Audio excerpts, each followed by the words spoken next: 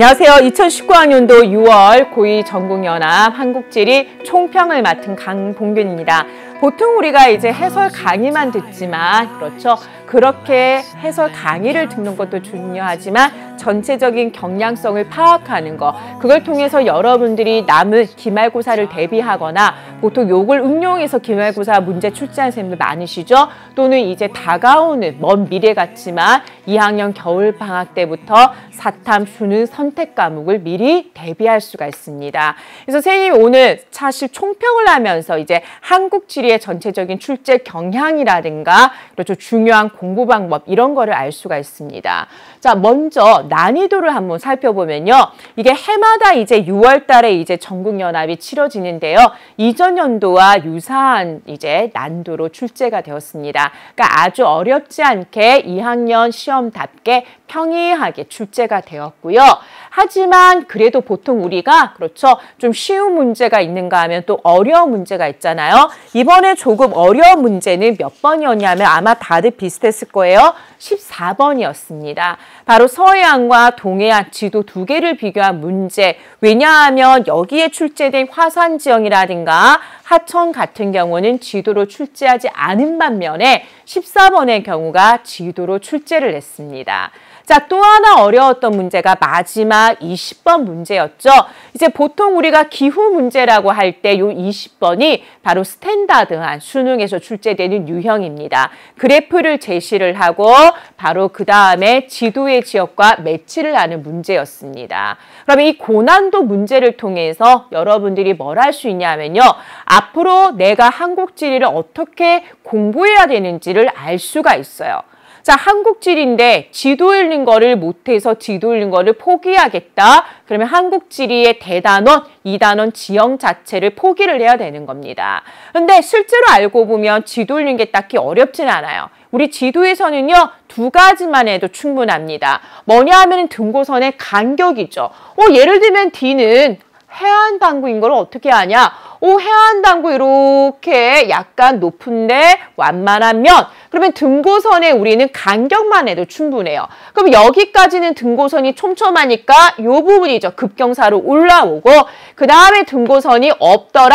그럼 여기는 거의 완만한 경사. 지도 읽는 거 어려워하는데요. 누가 축척 가지고 면적 이런 거 계산하는 거 더는 안 물어봐요. 그럼 등고선의 간격을 가지고 완경사냐 급경사만 해도 충분하고요.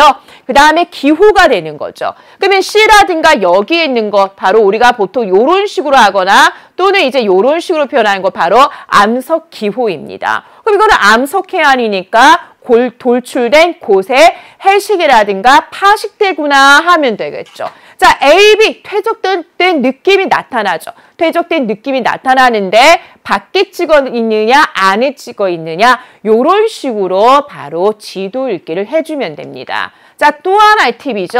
이 지형이라는 거는 실제로 시험에서 되게 출제량이 많아요. 핵심적으로 수능에서 필수 하천지역 무조건 한 문제, 해안지역 무조건 한 문제입니다. 근데 선생님이 지금 EBS 강의 11년째를 하다 보니까 지형, 선생님이 자양고등학교에 근무하면서 고3 한국지리 수업하는데요. 지형은 요 3단계로 공부를 하라고 했더니 학생들이 이제 믿고 따라와요. 이 3단계 내용에서 벗어나는 게 없어요. 그럼 우리 해안당구를 한번 예를 들어볼까요? 첫 번째, 형성. 뭐를 파악하면 좋으냐면은 원인이죠. 이 해안당구는 파식대가 융기한 거다. 그 다음 두 번째는 각각 지형에 뭐가 있냐면 특징이 있어요. 그럼 해안당구의 특징, 파식대가 융기한 거다 보니까 동고서적, 우리나라 동해안이 융기량이 많아서 주로 동해안에 발달한다. 또 과거 파식대였다는 증거로 둥근 자갈과 모래가 나온다. 마지막 3단계는 뭐냐? 지형, 우리가 생활하는 곳이죠.